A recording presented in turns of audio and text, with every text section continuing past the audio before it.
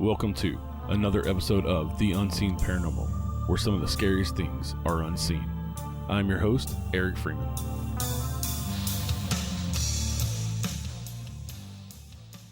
Hey everybody, welcome back to the Unseen Paranormal Podcast. Today we are chatting with paranormal investigator and co-host of the popular YouTube series Paranormal Encounters, Connor Biddle. On Paranormal Encounters, Connor and India travel U.S. investigating some of the most notoriously haunted locations. Some you may have heard of, such as Malvern Manor, St. Albans, Farrar Elementary, and many more. Check out Paranormal Encounters on YouTube and click that subscribe button, and you can find Connor on Facebook, Instagram, and Twitter. Hey, Connor, welcome to the show. Thanks for chatting with us today. Hey, thanks so much for having me. Not a problem. So I always like to start out with the origin question because I always find it interesting. Everybody has a kind of a different reason and different experiences of why they got into the paranormal. So how did you get interested in the paranormal? So I actually got into the paranormal by accident, and that was when I was a kid. My family and I used to live in an old part of a town called Goshen, Indiana. And I grew up in this house on the street called Berkey. It's an old white Victorian house. And it's a two-story house. And my brother and I shared a room at the time. I was about 8 or 9 years old or so. I was always terrified of the dark, believe it or not, which was funny. I always slept with the light on in the hallway with the door open. So one night, I was trying to go to sleep. My brother was fast asleep across the room from me. So our beds were kind of like right across from each other. And I was laying there trying to fall asleep. And suddenly this white, like ping pong ball, the best I can describe, flew right above me, no sound, across the room and down underneath my brother's bed. It freaked me out so bad. I ran down the stairs. I told my mom and my dad, hey, I just had something happen to me. So they took me upstairs, and turns out my mom was looking underneath the bed. There was nothing underneath the bed. My brother was fast asleep. And where this ball came from, there's actually a door that connects to my brother and I's bedroom to my parents' bedroom. But we never used it. It was always closed. We used it as like mostly just a closet, honestly. And my grandma would always joke with me and tell me, oh, it's just angels that were playing. But I knew for sure what I saw that day was something that couldn't be explained. My mom and my dad tried telling me that it was just because I was trying to fall asleep. So that's one of the experiences I had in the house, which what's crazy is years later, I found out that the house I lived in was actually a guy who the street was named after, named Valentine Berkey. So maybe I could have had an experience with his spirit or something like that, but that's something I had that got me into the paranormal. And then as I was growing up, my parents and my family they were always into the paranormal. Like they liked watching horror movies, and my aunt actually had ghost stories and experiences herself.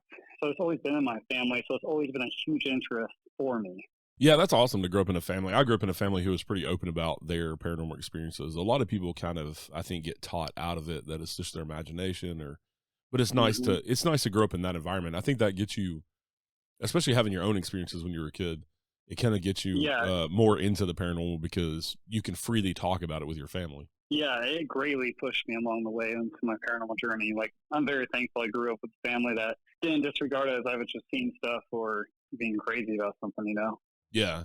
And so you started the Paranormal Encounters YouTube show, and you started out on Amazon Prime, right? The first 2 seasons? Yeah, well, technically the show started out on YouTube, and then just in 2019 is when we started putting it on Amazon.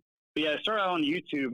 What happened was in high school, my friends and I were kind of like thrill seekers, I guess. We lived in a super small town called Bourbon, and that, once again, was in the state of Indiana.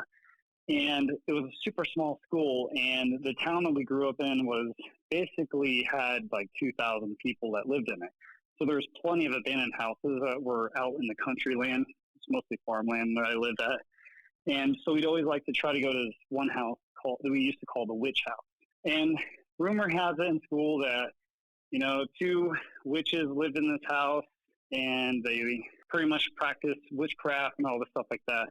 So friends and I would go there and try to experience something paranormal. And then we didn't really have any experiences there. So in our senior year, we were still into that stuff. We decided to take a trip down to Kentucky to Waverly Hills Sanatorium. And when I had my experience out there or whatnot, it kind of projected me to shoot a documentary a few years later down the road, which I put on YouTube, which was filmed at the Farrar Elementary Schoolhouse. And it was not meant to be a series at the time. It was really just mostly a documentary / a pilot to try to pitch to some networks to try to make it into an actual television show.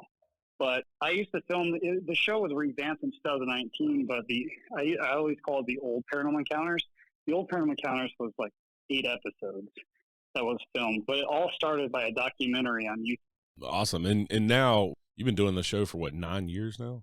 Yeah, 9 years. I was even just thinking about that yesterday. I was like, my God, I can't believe I've been doing this for 9 years now. It's insane. Next year's 10 years since that documentary. And I've had so many experiences over the years. You know, like some people, I feel like they look all their life for it. And then I was very lucky. And I feel like, and I say this before, is I feel like I was gifted in the very beginning. Yeah. Because I felt like this was like destiny. Because I was like having so many experiences that were just so profound. And I'm like, this is insane. Like either my mind is making this up or I'm really experiencing this type of stuff. Yeah, and kind of going out and seeking it out to make sure that you're not crazy. Yeah, I guess. Yeah, you know, it's more about, I guess, each episode I do is always about the next thing that, yeah, this is so undeniable. Like, you know what I mean? Like the next thing I'm trying to capture on camera or whatnot. I love the experience. Like it's a huge adrenaline rush. It's like like having a natural high that just doesn't ever fade. Right. And you have done investigations of your own house you live in now. Yeah, I have. Not so much in this place. We just moved to this new place in Colorado, so we haven't done anything really here. But we did have a few experiences when we first moved in the house. But yes, we've done some investigations in our own apartment. An apartment that we lived at in South Carolina, we had some weird stuff go on. We'd hear noises. We'd see like little shadows from the corner of our eyes. India had like a smiley face, like an evil little grinny smiley face put on the mirror in the bathroom when she was taking a shower. The mirrors fogged up and she saw that and she thought it was me playing a prank on her. We had knives that were crossed like an X facing straight up with the blades. That's happened like 2 or 3 times. Wow. We had a lot of weird stuff going on in that house. Yeah, we even left a camera rolling for our YouTube audience and we left the house to take our dogs out for like a walk. And people in our audience were hearing noises and stuff move in the house, which was really, really weird. Yeah. Do you think you've had anything follow you home, or you just think that because like you were saying, it's drawn to you in a certain way at this point? I think both. I love it when stuff like that comes to my house or follows me because it's more experiences where I don't have to go to haunted places. You know what I mean? Right. So it's like it's constantly around me regardless. But I do think we've taken some stuff home before, some places like St. Albans Sanatorium that we went and investigated. India had a really crazy experience and took her a few days to shake that off. I think, I'm trying to think of another one. The Octagon Mansion so much. And I know Whispers Estate for sure. When we went to Whispers Estate in Mitchell, Indiana, I straight up freaking had nightmares for a few weeks. And India had a heck of a time. And her mom even had like some weird dream that correlated with someone who had an experience and was on video 10 years before we were there. Wow. From another documentary. So it's kind of strange. But her mom shared the same experience where a blanket, like she was dreaming where a blanket came up over her head and was kind of like trying to suffocate her. And a woman in a documentary that was filmed at Whispers before us, a lady shared the same exact experience, and India's mom never saw that documentary until after, which was really weird. Yeah, that's pretty amazing experience. Yeah, so I just absolutely love it, honestly. Having stuff come home with us, I've never had anything felt harmful or anything like that. Just kind of like it just throws you off kind of thing, like you're like, okay, that's just really strange. Yeah. But nothing threatening or anything like that. Yeah, and you've kind of got a series with this one family where you've gone to their house quite a few times. Yeah, a family in upstate South Carolina. They still live there now. I told them if they ever leave, I'm buying their house. But it's one of the craziest stories that's just been very mysterious. There's absolutely no history about this house before the 1980s, which, when you buy a house, you get all the history and all that tax stuff and things like that, what have you. But there's nothing about this house, period. So everything that we were getting at this house that we were experiencing with this family we kind of were putting it as a story, as a timeline as to what kind of actually maybe have happened at this house to make it haunted. But yeah, we were there 3 times. I wrote a book about it. It's one of the places where we used a device called the Portal, which became famous on our show. And we had, to this day, the most clearest and the most responsive interaction that we've had on that portal at that place. No matter what place we've gone to, that's still the best place we've ever had experience with the portal. And the first time we introduced the Estes method on our show, which the first time using it blew our minds completely because of the results we got that came through India. Yeah, I like those episodes and trying to go in and give those people some answers because they've had some weird things happen to their house. Yeah, some really weird things. Like the wife so wholly believes in it for sure. Like she's not. I don't want to use a word and being taken out of context, but she's not in denial of the hauntings. But the husband tries to deflect as maybe it's a mouse, maybe it's the cat, the dog, or the house is just old. But he's had experiences where he knows he can't explain either. Yeah, and your newest book, you have 2 books out. Your newest book, Home Sweet Haunted Home: Life with Paranormal Encounters, just came out in November. Mm-hmm. Yep, it sure did. It talks more in depth about the hauntings. So the first 2 episodes we filmed there, it talks more so in depth about the second time, which is the episode is also called Home Sweet Haunted Home. It talks about some experiences that we didn't show in the episode where we heard a whistling. We heard a little boy actually call out to us from downstairs when we were on the 2nd floor. Tyler and Jessica's kids were not home or anything like that. And we talk more about the body in the well outside, which we could get into that if you'd like. And then I also do a special interview with her where I keep up to the latest current hauntings that she's experienced that were latest to October 30th or so, her latest experiences that are in that book. And it talks more about things with her babysitter, having an experience where the bed shakes, and they can't explain that. It's just really, it's kind of a scary story if you think about it. You know, some people that have these experiences like might want to move or not live in this house, but you know, they embrace it and they kind of have their own truths with the spirits of their house. You know, like where they don't bother them, they don't bother them. So it's just basically they coexist with it. Right. And that's kind of, if you're going to live there, you kind of, you have to kind of do that. Yeah, you kind of have to. They really turned the house around. Like, or I've seen pictures of it before they even bought it. I don't know if I would want to stay in the house alone in the dark before they did any kind of remodeling to the home. It is a pretty creepy looking home, but it's beautiful architecture. Yeah, it's a nice house. So you mentioned the body and the well. Yeah, so when I mentioned about the Estes method, our first time ever doing the Estes method at their house, India was the receiver and Jessica, Tyler, which are the homeowners, myself were the conjurers, and we were the ones asking questions and waiting for answers to come through India. And Tyler and Jessica didn't really tell us a lot about their history right off the bat. It kind of happened as we were going along with our investigation. We were learning bits and pieces because everything didn't click at them at first. It was just coming, oh, hey, yeah, about this too, or the wallpaper in the house is original in this one closet room, or something like that, you know. And we were doing the Estes method, and we already had the assumption that something had to have happened in the kitchen, because the kitchen is part of the original structure of the house. The house has been added on to.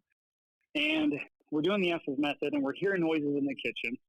Pieces are starting to collect from what we've already gathered from our previous investigation, like a name to go by for Betty, or we know that there's a man that sounds like he's suppressing a woman from keeping her from coming through and communicating with us. And we start getting stuff that start talking about well. This is well. And then Tyler was thinking maybe it's a woman, maybe that's the person we're communicating with. And as we start going along, the word well keeps getting repeated in things that point sort of outside. And then it clicks with Jessica, and she starts getting very emotional. And I'm like, what do you mean about the well? Because they mentioned about that there's a well outside, that we had no idea they even had a well at this house. But they covered it up and used it and are using it right now as a bonfire pit to keep their kids from falling through. It's an old well. It's not safe to drink water. It's like over 100 and some feet in the ground, and they covered it up. And a response came through the portal that said, crammed in a small box and money and stuff like that. Tyler started thinking maybe the man hurt this woman and her body is in the well that they covered up. And that's why this house could be having this haunting. Because this woman is trying to come through and say what her story is, what happened to her, but the man is suppressing her who did this to her. And that's the assumption that's going on right now about the house is there's a body outside underneath the fire pit. Wow. That's kind of creepy, just even thinking that you have a body on your property, you know? Yeah, right. I mean, I wanted to do ground penetration radar to the place, but South Carolina has kind of like clay and mud and that kind of stuff like that. So the ground penetration radar from other companies have told me to the deepest that it will go that we could see in the ground underneath the well is 30 feet.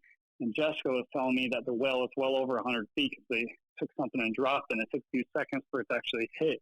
So unfortunately, I would love to have ran ground penetration radar to see if there really is something down there, because that is currently the mystery of their house. Is there someone buried in the yard? Right. So it's a really fascinating, mysterious story. I love mysteries, and this is like one of my favorite places we've gone to. Yeah, and kind of going back multiple times, you know, a lot of people think that we just go a place and investigate once, but to really, you know, cover and experience stuff, it takes multiple times of investigating. And the fact that you're trying to help these people get answers, you know, you got to go back there multiple times to kind of correlate evidence like you're talking about and that type of stuff. Right. Yeah. Especially, like I said, there's no history of the house. So we're trying to put it together and rely on these spirits to communicate and give us the pieces to the puzzle, so we can kind of figure out what happened at the house and, you know, stuff like that. But their experiences at the house is, I mean, I'm sure it scared most people away or whatever. Like, they even had their shower doors shattered to pieces out of nowhere, like combust pretty much. Wow. They even have this spooky gold plush chair that they had found in the attic when they first moved into the house. You couldn't get it out of the attic because it was like this door frame was built around chair already being inside of there for some weird reason. It was the only thing that was in the attic at the time too, besides like a bed frame. Yeah, that's weird. Yeah, it was kind of strange. I mean, it's a great looking chair. It wasn't dirty, perfectly fine chair, and just thrown in there and not taken with them. Yeah, and y'all have been to not only, you know, you've done, what'd you say, 3 episodes at their house? Yeah, we did 3 episodes at their house. The third time we didn't really capture too much. Tyler wasn't there for this investigation when we were there because he had a work trip, and it seemed like the spirits were more so drawn to him when he's around. There was more activity, like his family, like his sister and her kids were around. There's just a lot more activity when they're around. So it's kind of odd to add that in too. So the third time we just didn't get much activity. Yeah. And what I like about your series, the Paranormal Encounter series, is that of course you've gone to some places that people have heard of, like Malvern Manor and St. Albans, that are kind of notorious, and the Farrar School. But you've gone to other places that I've never heard of and captured some pretty awesome evidence of these. And it just proves that just because you see, you know, like Waverly Hills or Malvern Manor and those places on TV, it's just like kind of for whatever reason, the TV shows kind of focus on those, but there's so many places that have crazy activity. Oh, there really is. I try to do it more so and resort to the common ones last. I love to find that purple marble in the sea of white. I like to find a unique place that doesn't have a lot of attention to it, so I can try to also help out them as far as doing restorations and stuff, hopefully. And also to feel like the first one to have an experience there, like, oh, hey, I was told that there's this man that walks down this hallway. Like, I love hearing ghost stories first, you know, so I'm not influenced to feel like, oh, this is constantly going to happen at this place, or, you know, like, it's just keeping things fresh and new in the paranormal versus going to the main common ones all the time. I mean, just a building can be brand new and it can still be haunted. It doesn't mean, you know, somebody necessarily has to pass away in the location for it to be haunted. Yeah, and sometimes when you go to these more well-known places, I think they can kind of bias you a little bit when they take you kind of on the tour to tell you, oh, there's a ghost in this corner, or, you know, that type of stuff, especially a place like, you know, Waverly Hills, Malvern Manor, where they do kind of those tours all the time and they kind of tell the same stories to everybody. And so, you know, it's nice to go in these places that haven't really been investigated much, because then I think you can make up your own mind a little easier than just hearing the same spiel that they give everybody. Right. I mean, you got to look at it this way too. Waverly Hills has been around forever, and they hire people to give them tours and stuff like that for people that go in there for their guests. So when you're hiring people down the line, you're just telling them stories, and they may not necessarily ever have an experience. They're just repeating a story, and Right. eventually that story is going to kind of shift on the details because it's passed down by different people. But when you go to a place that's not really known, you're getting the story for the first time. So there is no telephone game style story being told along the line. Right. Which is why I love going to those types of places. Yeah, one of the places that you've been to that caught my attention that I think it's just creepy looking old, like Victorian looking house is the haunted Asher Walton house. Yeah, the Asher Walton house it had a really, really creepy vibe walking into the building for the first time. I mean, I don't know if it's just because I felt like, oh yeah, I was told this place is haunted, but I always have healthy skepticism when I walk into a place. I don't assume it's haunted or anything like that, but you just felt that way with this house. It's creepy. I mean, there's an area in a house we never got to go into, which was the attic, but it's definitely a creepy house. We had really weird experiences at that place too. It's just one of those places that are purple marble and a sea of white. It's a very unique place. Recommend people going and go visit it. Yeah, and then another one that I'm kind of hearing more and more about is Whispers Estate. Yeah, Whispers Estate has actually been on my bucket list since I started Paranormal Encounters, but I never went to it, funny enough. I moved out of Indiana, and years later I found out there's all these haunted places in Indiana. I'm like, darn. So Whispers Estate, we went to that for the first time, and this was, I think it was ranked, could be wrong here because it's been a while since we filmed this episode, but like 4th most haunted location in America is what it was ranked on. And when I walked in that building the first time, I felt like I was being watched. And I never feel that way really at places. I was downstairs with the caretakers and we were talking. The lights were all on, but I just felt like around every corner. I felt like something was peeking around the corner watching me. It's a really creepy feeling. Yeah, because you don't know. It's just that primal instinct of not knowing what is watching you that kind of is creepy. Yeah, it's just a feeling I was having. And, you know, like they did so much work to that house the second time we went back to that house. They made a room called the Oculus Room, which is nothing but mirrors. And I'll tell you what, that is trippy to be into. When you're in night vision there, you just look like you're floating somewhere. Wow. Like the abyss. Yeah. Yeah, it's really creepy. I love that house so much. Whispers Estate, I had the most craziest experience I've ever had since filming a documentary at the Farrar Amateur Schoolhouse. I mean, sometimes people will hear disembodied voices or stuff like that at locations. I rarely have ever had that happen in these last 9 years. I can only name a handful. Whispers Estate is the creepiest experience I've ever had because we captured a little girl screaming in the middle of the night, and it went on for a few seconds and then stopped out of nowhere. I just couldn't explain it. It was being captured on audio as well. Yeah, to me, anything with kids like that, kids' voices and stuff that you get, EVPs or even through like the spirit box, that to me, for whatever reason, is always the creepiest. And especially like a scream, like you're talking about. Yeah, it was just like a blood-curdling scream. The story goes in Whispers Estate, there's a little girl named Rachel and her father, Dr. Gibbons. They lived in this house, and Dr. Gibbons had his own practice inside this house as well, too. He was kind of like known around the community in Mitchell, Indiana, as the main doctor, and he had a reputation out there, a good reputation. And he was known to adopt kids, and Rachel his story said that it was said to be of one of the kids he adopted.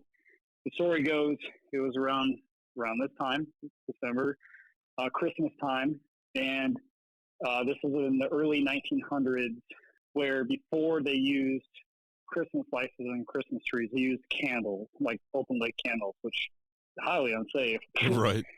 Rachel was said to have snuck down in the middle of the night, possibly to take a peek at the Christmas presents to see what she was getting.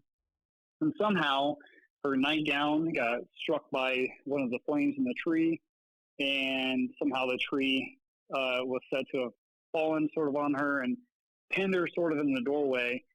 And she suffered major burns to her body that were very severe.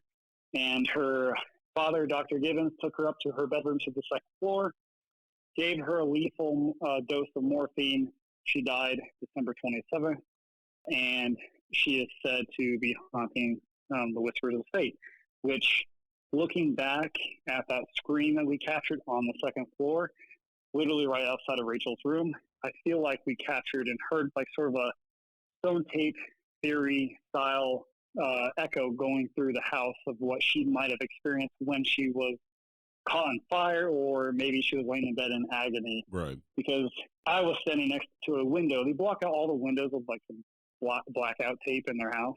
So I was filming India in this bathtub, pretty much. This sounds weird. I was filming her in this bathtub. And the story is that there's a man who slipped and fell and broke his neck and was found dead later. But we were trying to communicate with this guy. But we're sitting there and he's asking questions, and then we start hearing a scream. And the scream sounded like it was coming from out the hallway. And I'm standing next to a window. People thought maybe it was somebody outside. This was like 3 o'clock in the morning, literally 3 o'clock in the morning. It was actually 2:59. I hear this scream echoing, and it sort of fades out. And then the scream comes back even a little bit louder. And it definitely sounds like a little girl. We were actually recording on a voice recorder. Thank God, because I was able to enhance the audio and really hear it. But it was one of the craziest experiences I had since Farrar, because Farrar Elementary Schoolhouse, when I filmed my documentary, I heard a radio going off or something like that in a gymnasium where there's no radio or anything like that plugged in. So it brought me back those memories, but it was one of the craziest to have that experience, that was hearing that little girl, possibly Rachel, screaming in the middle of the night. Right. It's also, I mean, you know, with it being possibly residual, like you were saying with her, you know, maybe what happened whenever she caught on fire or screaming in the bed, to be there at the exact time that this is replaying in the environment is pretty awesome too, to capture that. Yeah, I was a loss for words when it was going on. Trust me, I don't even think I knew what was going on at the moment either. You know, when it was going on, I was just very profound. It's one of my favorite things I've ever captured. And y'all have been to a few haunted hospitals and sanitariums as well. Yes, we've been actually to quite a few of them now. I think about it. The creepiest I would say we've been to was probably St. Albans Sanatorium in Bradford, Virginia, and then the next one would be the old hospital in College Hill, which that was a new location when we went there, and it's pretty freaking creepy. Old hospital. We technically are, it's not really a hospital, I guess we're going to. We have a new episode coming out on January 1st. It's not really so much, I won't say a hospital, but more so a very unique kind of location that I've never been to before. Yeah, you've got a teaser for you talking about the haunting at the Abbey. Yeah. Yeah, and you were telling me before we started recording that you're actually working on editing that episode right now. Yeah, actually, I hadn't really gone over any evidence of this place, and I got volunteered to go in the basement of this place. It's technically like 4 stories, but 5 if you include the basement. India volunteered me to go in the damn basement by myself, which people have had, which is the creepiest part of the building, really is. It's an old monastery in Canyon City, Colorado. And not to give away too much stuff, but something was captured on a DVR camera that I was next to, and I had no idea about, that I didn't realize going on, because India's watching the DVR with our interviewee, Dennis. And I actually was able to successfully capture on camera, which I'm really excited for people to see that, because I'm actually like trying to figure out what it is. Yeah, it's always fun to go through evidence. It's kind of tedious, but when you get that first piece, it kind of gives you a little kick in the ass to want to go through the rest of it. Oh, heck yeah. I mean, my favorite thing to do is leave the camera running in a place and leave it completely, you know, like we've even slept in a place and left the camera rolling, you know, on our room that we were sleeping in. And we seem to capture a lot of stuff that happens when you're not doing anything, which is really fun. It's tedious to go through, but it's very exciting when you have something really scary going on. Yeah. Especially if you're sleeping on the other side of the door. Right. A lot of times I've found that some of the best EVPs and stuff that you capture is when you're just standing around, not even really investigating, you know, just standing around BSing or whatever in between, you know, whatever you're doing, and get some, they'll just chime in on your conversation or whatever. Commentary. Yeah. Yeah. I've had a lot of those at a pizza place I used to work at in the attic. I'd gone up there with an associate or whatever, and it seemed like it was making commentary about what we were doing and just watching us. And it's actually kind of creepy if you think about it, because it's intelligent because the responses come through, like it's responding to what you're doing at the moment. Right. But yeah, that's actually one of the best things to do, is just let a recorder go and just act like you're just hanging out, I guess. So you've been to a bunch of locations. What is your favorite location? I know that's almost like trying to pick a favorite child, because you spend so much time on, these mini documentaries, but what's your favorite? Let's see. Honestly, are we counting first or second times, or just how many times I've been to places before? Oh, just your favorite location that you've ever been to. I do say Whispers Estate is one of them, and family's home in South Carolina that we had those experiences at, I think, is another one. Going to hospitals and stuff like that are creepy. They're fun, but I go back to liking them the most because of the experiences that I had there that I don't get at other places, like Old Hospital on College Hill. I had an experience of hearing an elevator go off, whatever, and that was a cool experience. But having the experience at Whispers with that little girl screaming, that became my favorite, because that was more definitive, because it went on for so much time, and that was a harder piece of evidence, I think, to capture at other places, and it's just super rare to ever experience. So rare experiences is what makes me love locations more, not just because of history or what they look like or anything like that. Yeah. So can you give us a little sneak peek of where you got planned to go next? So far right now, we're currently throwing a few places around, but the next one is possibly it's called an asylum, but it's actually, I don't know if this would really go away. It's like more so like an old nursing home. We're thinking about going to a place like that. We've already got the okay. We're just got to figure out a date to do that. Yeah. I think we're thinking a little bit later on the year, but there's a house that we're trying to get into right now that's in Kansas that we're working on right now.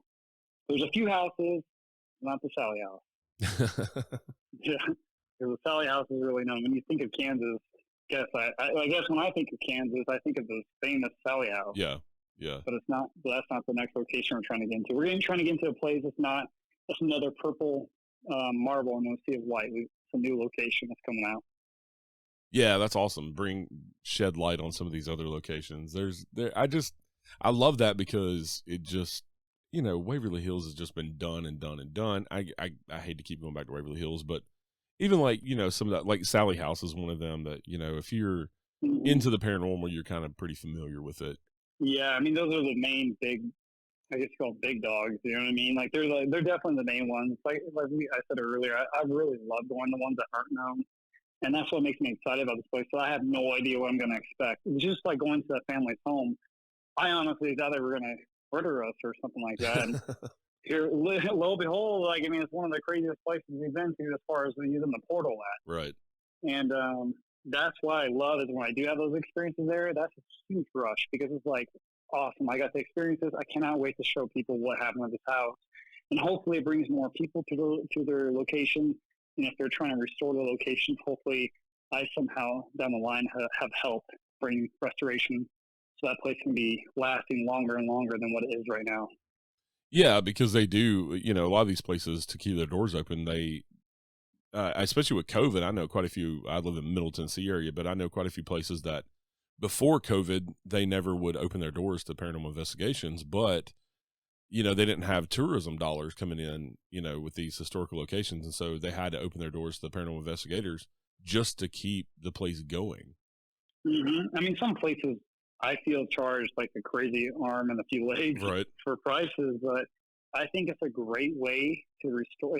If someone's experiencing something in no library and they're just not really using it as an operational library, and it's just a building that's sitting there and it's deteriorating, they need fixes, open up the paranormal investigators and see if there's actually anything that's going on in the place. And that's a good chunk of money that will constantly come for a person to help put back into that building and keep it around for many more years. Right. And like we've been talking about as well, you can get answers to questions that you might have about the history or gaps in the history. You can help them, prove stories and that type of stuff with the history of a location. Oh yeah, most definitely. if a person was said to have been done suicide or something out of place, you could find out if, but it was, like an accusation of this person's wife poisoned somebody, then you can find out if that person was poisoned or not. That's like a place in the Beatty Mansion in Missouri I've been to, where a woman, I guess, people think that she might have poisoned her husband, and that's a great place to try to figure out if that story is true or not, and try to communicate with the spirits there. All right. Well, I look forward to keeping up with Paranormal Encounters on YouTube. I would tell everybody, go subscribe, check out the videos. Y'all do some great investigations, and I love how you put it together in kind of the mini documentary formats. And also, they can check out both of your books on Amazon. They're available with Kindle as well. So check out Life with Paranormal Encounters, True Ghost Stories, and How an Award-Winning Show Was Created, which is your first book, and then the book that just came out in November, Home Sweet Haunted Home, Life with Paranormal Encounters. And like I said, they can find you on Facebook and Instagram and Twitter. Most definitely. And there's a third book that's coming out next year. Awesome. So keep him busy. That's what I like to do. I like to keep myself busy, honestly. That's why I'm super excited for this new season that we're coming out with Paranormal Encounters. I just showed my mom actually a sneak peek of this episode, first 13 minutes of it, and she really loves it. And I'm glad that she does. She's super supportive of me, and I'm super excited for people to see what we captured at the monastery, which again is like a purple marble in a sea of white. I hope people go and visit this place because it's so beautiful and it's creepy in the basement. Yeah. So that episode will be out soon. Everybody keep an eye on YouTube for that. And I appreciate you coming on and chatting with me today, Connor. Yeah, of course. Thank you so much for having me. It's been a lot of fun. I love talking ghost stories. It's my favorite thing. Yeah, and when the next book comes out, we'll have to have you back on and chat again. Oh, heck yeah. All right, everybody. As always, thanks for listening. Have a good day. Stay safe out there. Join us next time for a new episode of The Unseen Paranormal. Until then, head over to the Unseen Paranormal Lounge on Facebook for all the latest updates and discussions about the show.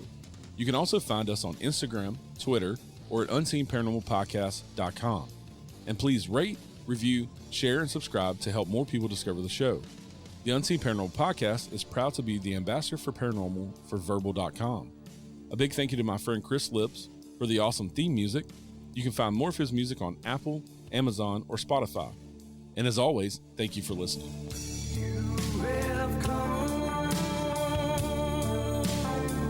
to the end of the line.